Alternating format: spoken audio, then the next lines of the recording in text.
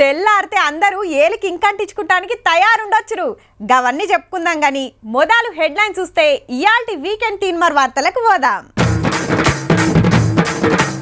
తెల్లారితే పార్లమెంట్ ఓట్లు, ఏ పార్టీకి వస్తాయో సీట్లు. రంగారెడ్డిలా యాపిల్ తోట, ఇకమతితోని వండియొచ్చునట. నీళ్ల కోసం ఊర్ల మీదికి పులులు, గజ్జుమంటున్నారు తండావాసులు. కాళ్ళతోని నడుపుతుండు కారు, అన్న టాలెంట్ కు లైసెన్స్ కూడా ఇచ్చిండ్రు. కంపు కొడుతుంది కరోటా హౌజు, తానమాడేది కుతుబ్షాహీ రాజు. 5 ఏండ్ల కాంచి మాకు ఆ పనులు గాలే, ఈ పనులు గాలే, అది రాలే, ఇది రాలే అనుడు కాదు. ఇప్పుడు మీకు ఛాన్స్ వచ్చింది. ఎవరు పని మంతులో ఎవరైతే మీకు పనులు చేస్తారో గాళ్ళను ఎంపీలుగా పెట్టుకునే టైం వచ్చింది. నెల రోజుల సంధి అన్ని పార్టీలు అందరు లీడర్లు చెప్పినే ఇన్నారు. ఇక ఈ రాత్రికి మీ ఇంటోళ్ళంతా కూకొని ఎవరిను గెలిపిస్తే మీకు ఫాయిదా అవుతుందో బాగా ఆలోచన చేసుకొని అందరూ ఒక్క మాట మీదకి వచ్చి పొద్దుగాలనే పోలింగ్ సెంటర్ కాడ లైన్లు కట్టుర్రి. ఏమంటున్నాం? సరే, ఇక వార్తలకు పోదాని. 17 నియోజకవర్గాల్లో 525 మంది అభ్యర్థులు పార్లమెంటుకు పోతానికి పోటీ పడుతుంటే 35,809 పోలింగ్ సెంటర్లలో 3,32,00,000 మంది సోమవారం ఏలికి ఇంకంటించుకోబోతున్నారు. పొద్దుగాల 7 గంటలకెళ్లి మాపటీలు 6 గంటల దాకా ఓటేసే ఛాన్స్ ఇచ్చింది ఎన్నికల సంఘం. ఇప్పటికే ఆఫీసర్లంతా మిషన్లు పట్టుకొని పోలింగ్ సెంటర్లకు బయలుదేరిరు కూడా. మొత్తం 2,80,000 మంది డ్యూటీ చేస్తున్నారు. గట్లనే లొల్లులు కొట్లాటలు కాకుండా చూస్తానికి రాష్ట్ర పోలీసులతో పాటు సెంటర్లో 175 కంపెనీల బలగాలు దిగినాయి. జరంత గడబడి అయ్యే పోలింగ్ సెంటర్లు 13 అసెంబ్లీ నియోజకవర్గాలు ఉన్నాయట. గసొంటి కాడాల్లో మాపటిల్లి 4 గంటల వరకే ఓట్లేసుడు ఓడిపిస్తారట. 7 o'clock మార్నింగ్ నుంచి పోలింగ్ స్టార్ట్ అవుతుంది. 144 సిఆర్పిసి లాగు చేస్తారు, డిఓస్, సిపిస్. దీని ప్రకారం not more than 4 people can assemble. Various inducement related material, cash ఉండొచ్చు, లికర్ ఉండొచ్చు, ఎంటైర్ మెషినరీ, ఫ్లయింగ్ స్క్వాడ్స్ ఉండొచ్చు, అఫ్ కోర్స్ పోలీస్ టీమ్స్ ఉన్నాయి. కంటిన్యూస్గా రాత్రి దీని మీద నిఘా పెట్టుకోవాలి. 1,88,000 పోస్టల్ బ్యాలెట్లు పోలైతే ఇంటికాడుండి 21,000 మంది వయసు మీద పడ్డోళ్ళు ఓటేసిండ్రు. ఆడాడ ఓటర్లను బుదరకిచ్చే కార్యాలు నడుస్తున్నాయి. అయితే 17 పార్లమెంట్ నియోజకవర్గాలకు 13 జాగాల్లో మహిళా ఓటర్లే ఎక్కువ. అంటే అక్కలు ఎవరికి సపోర్ట్ చేస్తే వాళ్ళకే పార్లమెంట్ లో పాదం మోపే భాగ్యం అన్నట్టు. అట్లనే సికింద్రాబాద్ కంటోన్మెంట్ అసెంబ్లీకి సుతోట్లున్నాయి.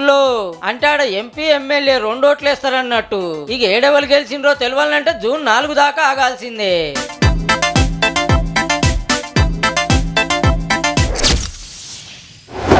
మనతాన అరటి తోటలు, మామిడి తోటలు, పుచ్చకాయ తోటలు, దోస తోటలు, కర్బూజ తోటలు, పొప్పడం పండ్లు, జామ తోటలు, ఆఖరికి రేగు పండ్లు, సపోట తోటలు, ద్రాక్ష తోటలు సుతుంటాయి. కానీ కొన్ని పండ్ల తోటలు మనతాన అస్సలుగానే రావు. అవేంటి అంటే కివి పండ్లు, స్ట్రాబెర్రీ, సేపులు. కర్మ వాటి గురించి అటెన్గా చెప్పుకుందాం. కానీ మనకు యాపిల్ తోటలు అనగానే దేశం మీది బాజుకు చల్లగుండే ఏరియాలు యాదకొస్తాయి. ఇక అసలు ముచ్చటేందో చెప్పరాదు అంటుర్రా, చూడుర్రి మీరే. యాపిల్ పండ్లు చూస్తుంటే నీళ్ళు ఊరుతున్నాయిలే, గుత్తలే ఇరగగాసినాయి. ఆవు యాపిల్ తోటే దేశం మీది బాజుకుండే జమ్మూ కాశ్మీర్లనో హిమాచల్ ప్రదేశ్ లనో కావచ్చు అనుకునేరు. పక్క మన హైదరాబాద్ పక్కకే రంగారెడ్డి జిల్లా పులి మామిడిలా ఈ ఆశ్రమంలో పండిస్తున్నారు. హగరో సేపులు వండియాలంటే గర్మి ఉండొద్దాయే, చల్లగా కొండలు గుట్టలు ఉండే రాష్ట్రాలలో పెంచుతారు. ఇక వీళ్లకు పంట చేతికొచ్చినట్టే అంటుండ్రులే.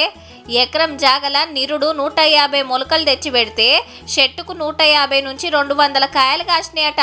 అట్లని మందులు మాకులు కొట్టలేదుల్లో, అంతా సేంద్రియ పద్ధతిలో నడిచింది వ్యవసాయం. లెక్కకైతే గర్మీ బగ్గుండే ఏరియాల యాపిల్ చెట్లు పెరిగాయి, కాత రాదు. కాబట్టి చల్లగుండే తట్టు చూసుకోవాలి. ఏమీ లేకుండా ఈల్డ్ ఇంత చాలా బాగుంది. ఇంకా ఒకవేళ ఈల్డ్ ఇంకా ఎక్కువ అవ్వాలి అంటే ఇంకా పాలీ హౌసెస్ ఈల్డ్ ఇంకా ఎక్కువ అవుతుంది. వితౌట్ పాలీ హౌస్ మాకు ఇంత ఈల్డ్ వచ్చింది ఈసారి. అగనట అర్రల ఎంత గర్మీ ఉంటదో అంతే ఉండాలనట. కానీ 40 డిగ్రీలకు మీద మండబట్టే అయినా తట్టుకొని కాతొచ్చిందంటే అదృష్టమే. కానీ చల్లగుండేటట్టు పాలీ హౌస్, గ్రీన్ హౌస్ ఇకమతి చేస్తామంటున్నారు ఆశ్రమం వాళ్ళు. ఇక సేపులు వండించిన మన తాన ఈగలు దోమలు చేవటికే ఉత్తగనే ఖరాబ్ కాకుండా యాప నూనె చల్లుతారట. నీమ్ ఆయిల్ స్ప్రే వేస్తాము. నీమ్ ఆయిల్ స్ప్రే ఒకటి వాటర్లో కలిపేసి 25 ml neem oil spray 25 litres వాటర్లో కలిపి స్ప్రే చేస్తాం. దానివల్ల ఈగలు ఎక్కువ ప్రాబ్లం కాదు. హర్రలుండే గర్మి మందులు మాకులు కొట్టకుండా యాప నూనె స్ప్రే చేసుకుంటుంటే ఎక్కడైనా వండించొచ్చు అంటున్నాడు అన్న. కాబట్టి కాయషున్నోళ్ళు ఆఫీసర్ల సలహాలు తీసుకొని ముంగటికి ఓరుల్లో, లేకుంటే నెత్తికి చేతులు పెట్టే కథ అవుతుంది మళ్ళా.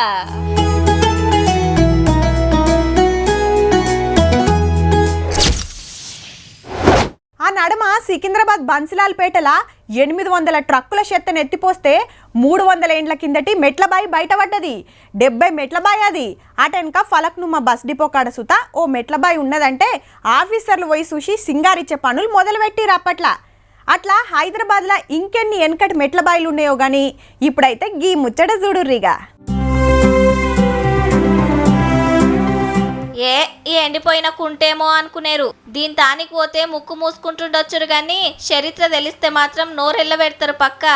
అవు మరి వెనకట ఎన్నడో కుతుబ్ షాయిలు కట్టిండ్రట. కటోరా హౌస్ అంటారు. గోల్కొండ కిల్లా పక్కనే ఉంటది. అప్పట్లా రాజులు నవాబులు ఈ తటాకంలనే నీళ్లు తాగేదట, తానాలు చేసేదట. కానీ ఇప్పుడు చూడుండ్రి మొత్తం చెత్త కుప్పలు పిచ్చి చెట్లతోటి ఎట్లా నిండిపోయిందో.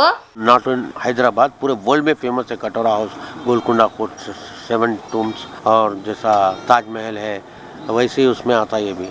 కటోరా హౌస్ అంటే అంత ఫేమస్ అట మరి.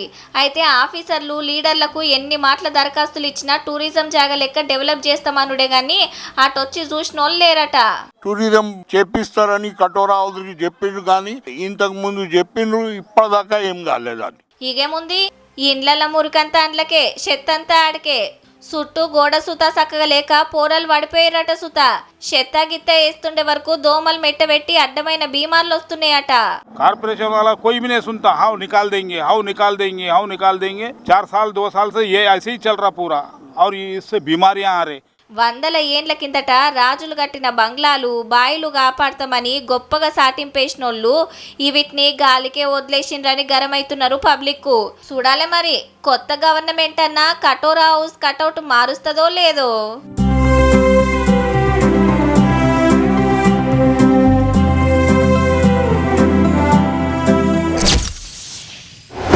ఇప్పుడు సైకిల్ ఎట్ల ముంగటి పోతుందిలా, 2 చేతులతోని హ్యాండిల్ పట్టుకొని కాళ్ళతోని దొక్కుతుంటే ఉరుకుతుంటుంది.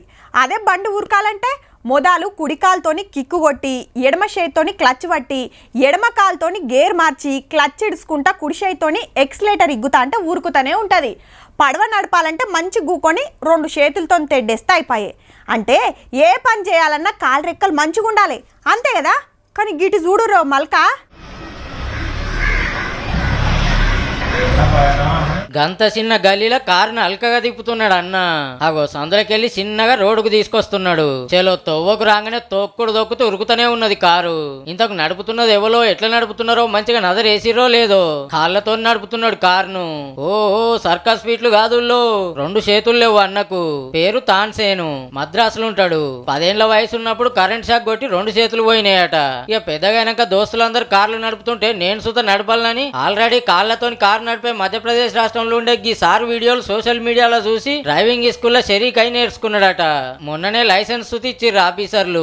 ఇక ఇంట్లోకెళ్ళి తాళం తీసుకొని కార్ తానికి వచ్చి ఇట్లా డోర్ తీసుకొని బయటికి తీసిండు. 9 ఎవరైనా అడ్డం వస్తే ఎమ్మటే బ్రేక్లు వేస్తుండు. ఓ కార్తో స్టీరింగ్ తిప్పుడు, ఇంకో కాల్తో ఎక్సలేటర్ బ్రేక్ దొక్కుడు. చేతికి అందతట్టు ఆరను ఇండికేటర్ల కట్కలు పెట్టించుకున్నాడు కార్లా. అగో వెనుకకు పక్కలకు ఏటంటే అటు ఆరు తిప్పుతున్నాడు. ఇక సెంటర్ కు పోతే మూల మలుపుల కాడ చౌరస్తల కాడ సుత బండ్లేవన్నీ వస్తున్నాయా లేదా చూసుకొని ఉరికిస్తూనే ఉన్నాడు కారును. అందరి లెక్క నేను సుధా కారు నడపాలి, ఇంటోళ్ళతో టూర్లకు పోవాలని కాయిస్తో నేర్చుకున్నాడట అన్న. మొదలు నీతో నేడైతుంది అన్నోళ్ళంతా పరిశాన్ అవుతుర్రట అన్న కారు నడుపుతుంటే. ఈడికే అయిపోలేదు, కాళ్ళతోని బండి సుధా నడపాలని గట్టి పట్టుతోనే ఉన్నాడు. నేర్చుకుంటుండట సుధా. అయ్యో నాకు 2 చేతులు లేకపోయా అని రంది పడుకుంటూ ఇంట్లో కూకోకుండా కారేంది దాని లెక్కేందని ఆర్పారు నడుపుతున్న అన్నం చూసి నేర్చుకోవాల్సింది చాన్నే ఉన్నది.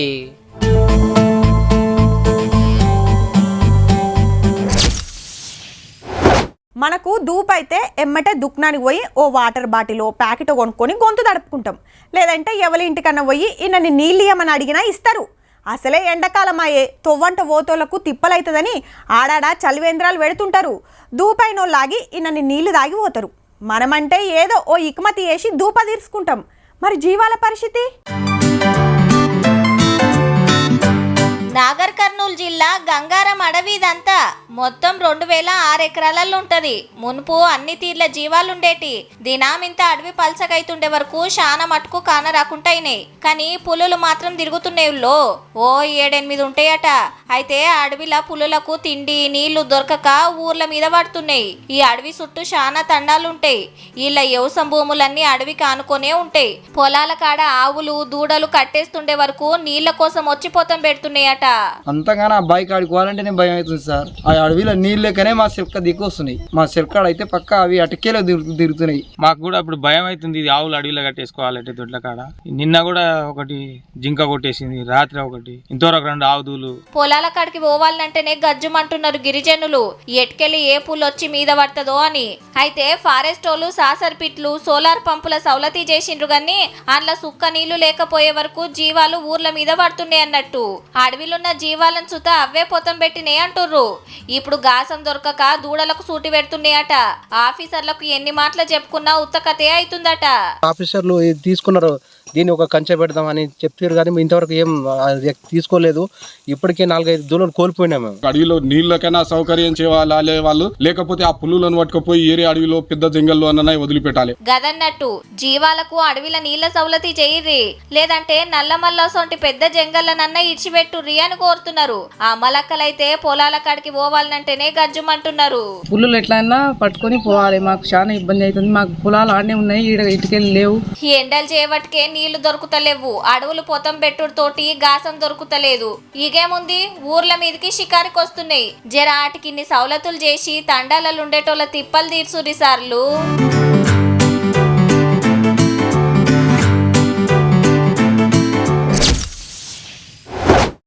పెట్రోల్ లేకుంటే బండి నడవది, ఎద్దు లేకుంటే వ్యవసాయం నడవది. ఇత్తనాలు వేసిన కాంచలి పంట ఇంటికొచ్చేదాకా ఎడ్లతోనే మెదులుతుంటాడు రైతన్న. పొలం దున్నాలన్నా, గొర్రు కొట్టాలన్నా, గుంటుగా కొట్టాలన్నా, ఊళ్ళ నుంచి కూలోళ్ళని తీసుకొస్తానికి, షేను కాంచలి గడ్డి మోపులు, పంట ఇంటికి తెస్తానికి, ఇట్లా ప్రతి ఒక్క పనికి ఎడ్లు కావాల్సిందే. గందుకే రైతులు ఎడ్లను ఆవులను సొంత బిడ్డ లెక్క సాకుతుంటారు. అయితే ఇవన్నీ ఇప్పుడెందుకు చెప్తున్నట్టు అంటారా? ఎడ్లంటే వ్యవసాయమే కాదు, ఇంకా కప్పులు పట్టుకొస్తాయి. అట్లెట్లా అంటారా? ఇగో గిట్లా.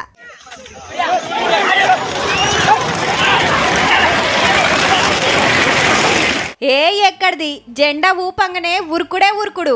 హగో మొదలే పయ్యేస్తున్నారు గిల్లైతే.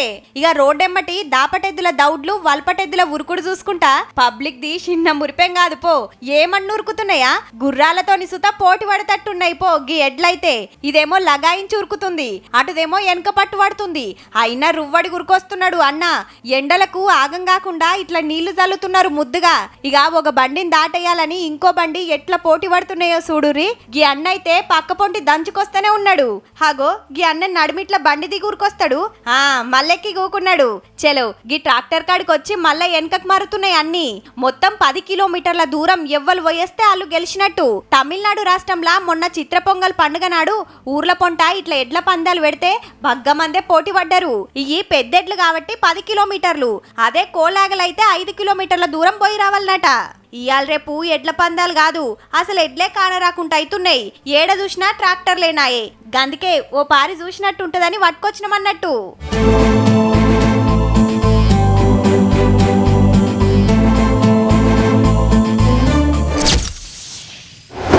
ఊర్లే గుడి లేకుంటే పక్కూరి గుడికి పోవచ్చు, బడి లేకుంటే పక్కూరికి పోయి చదువుకోవచ్చు, దుక్నా లేకున్నా ఏరే ఊరికి పోయి తీసుకొచ్చుకోవచ్చు.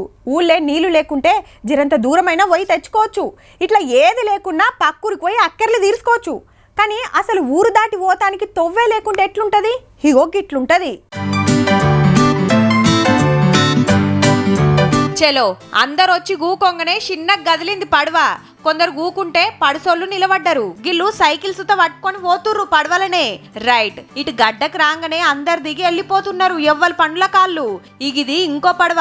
ఇంట్లో బడిపోరల కాంచెలి కూలి పనులకు పోతోల దాకా అందరు ఎక్కొచ్చిండ్రు. ఆనాకాలం ముచ్చట కాదుల్లో. ఎర్రటెండలు మండుతుండగానే నడుస్తుంది కథంతా. అస్సాం రాష్ట్రం దుబ్రి చుట్టుముట్టు 100 ఊర్ల పబ్లిక్ కు దినాం గివ్వే తిప్పలు. ఆనకాలమైన, చలికాలమైన, ఎండాకాలమైన గదాధర్ నది నడిమిట్లా ఇసిరేసినట్టు ఉంటాయట ఊర్లన్నీ. ఒక్కూరు నుంచి ఇంకో ఊరికి పోతానికి రోడ్డు బ్రిడ్జి లేక చిన్న గోసగాదు పబ్లిక్ ది. బుడ్డ పోరలను బడికి వంపుడు మస్తు తక్లీఫ్ అనుకొస్తుండు గీ అన్న. ఇక ఆనకాలంలా నది వంగిందంటే పోరల బడి బందే, పెద్దల పనులు బందే, అందరి ఇండ్లల్లో ఉండాల్సిందేనట. ఎన్ని మాటల లీడర్లకు ఆఫీసర్లకు చెప్పినా ఫాయిదా లేకపోయే వరకు ఎదురు బొంగులతోని బ్రిడ్జి కట్టుకుంటే వరదలకు కొట్టుకోబోయింది. ఇప్పుడు కర్రలతోనే ఇంకో బ్రిడ్జి ఉపాయం చేస్తున్నారు గాని దాంతో సుత ఫాయిదా లేక తిప్పల పడుతున్నారట. ఇక ఇప్పుడు ఓట్లున్నాయి కాబట్టి మాకు ఎవ్వరు బ్రిడ్జి కట్టిస్తామంటే వాళ్ళకే ఓటేస్తామంటారు పబ్లిక్. కానీ 100 ఊర్ల పబ్లిక్ తిప్పలు అరుచుకుంటలేరంటే ఆఫీసర్లు లీడర్లు మంచి పనిమంతులే ఉన్నట్టున్నారు పో.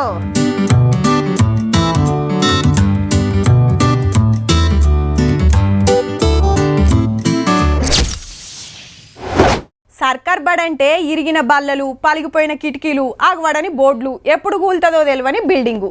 సార్లుంటే పోరలు ఉండరు, పోరలుంటే సార్లు రారు అని చెప్తుండగా ఇనుంటారు. అన్ని స్కూళ్ళు అట్లనే ఉంటాయని కాదు కానీ కొన్ని నెరియాద్వారంగా ఉంటాయి. అసొంటి బడులు ఇప్పుడేడున్నాయి అంటుండొచ్చురు. గీడ మాత్రం ఇంకా అట్లనే నడుస్తుంది ఓ బడి.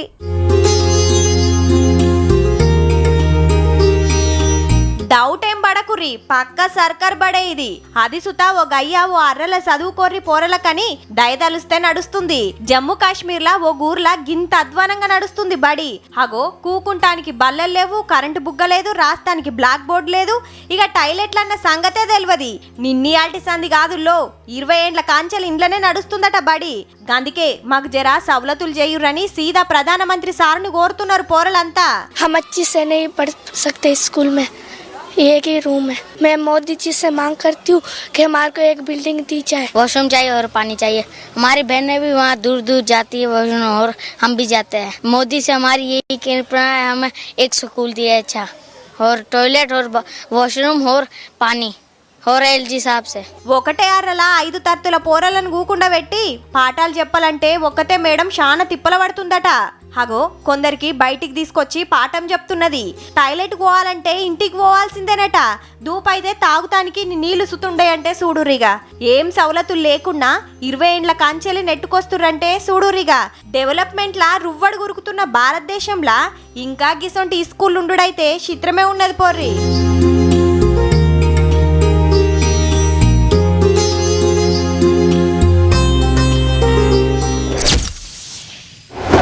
ఎండాకాలం వచ్చిందంటే పోరలకు సెలవులు వస్తాయి కాబట్టి ఇంటోళ్ళతో కలిసి అట్లా దేశం మీది బాజ్ టూర్లకు పోతుంటారు చాలా మంది. ఎక్కువ మటుకు చల్లగుండే జమ్మూ కాశ్మీరు, హిమాచల్ ప్రదేశ్కు పోతారు. మంచు కొండల నడుమ తిరుక్కుంటా ప్రకృతి అందాలు చూసుకుంటా ఎంజాయ్ చేస్తుంటారు. గంత దూరం ఎవడు పోతాడు అనుకుంటే దేశం కింది బాజుకుంటే ఊటీ, కొడైకెనాల్కు పోతుంటారు. అగో గసంటోళ్ళు గీడికి తప్పకుండా పోర్రుల్లా.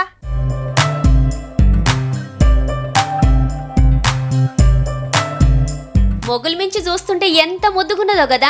దగ్గరికి పోయి చూస్తే ఆడికెళ్ళి అస్సలు కదల బుద్ధి కాదంటే నమ్ముర్రి. వేల తీర్ల పూలు తీరు తీరు రంగుల్లా అద్దిరిపోయినాయి. తమిళనాడు రాష్ట్రం కొడైకెనాల్ ఎండాకాలంలా 17 పువ్వుల పండుగ చేస్తుంటారు. ఈ తాపకు 17 తారీఖు నుంచి చాలైతుంది. ఇంకా బొచ్చడు తీర్ల పూలు వచ్చేటి ఉన్నాయి. ఇప్పటికే ఉన్న తీరు తీరు పూల మొలకలు చూసుకుంటా టూరిస్టులది చిన్న సంబరం కాదు పో.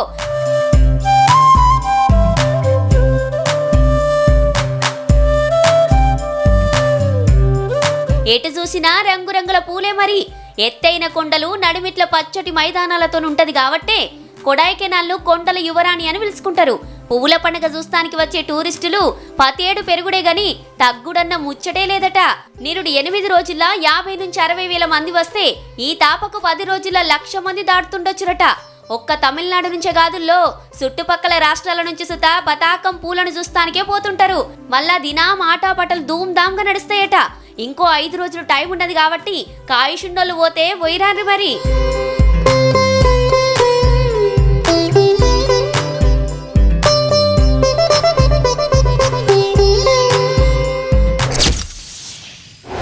తిరుపతి వెంకన్న బ్రహ్మోత్సవాలప్పుడు, యాదాద్రి నరసన్న వార్షికోత్సవాలైన స్వామివారిని 9 ఒద్దులు 9 రూపాయలు అలంకరించి రథాల మీద ఊరేగిస్తారు.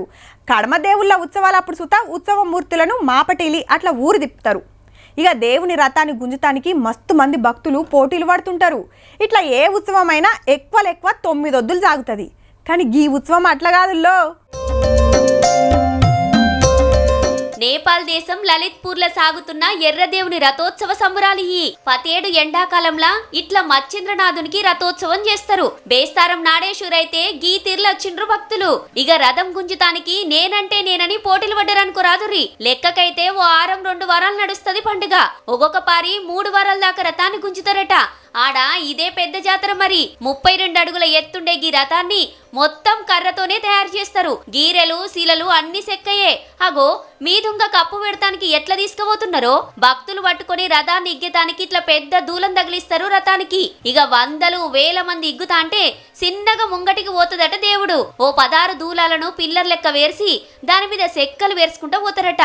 ఊర్లన్నీ తిప్పుకుంటా ఆడాడ ఆపుకుంటా కొస్సాకరికి ఏడ చాలైందో ఆ పట్టణానికి తీసుకొచ్చి రథాన్ని కూలుస్తారన్నట్టు.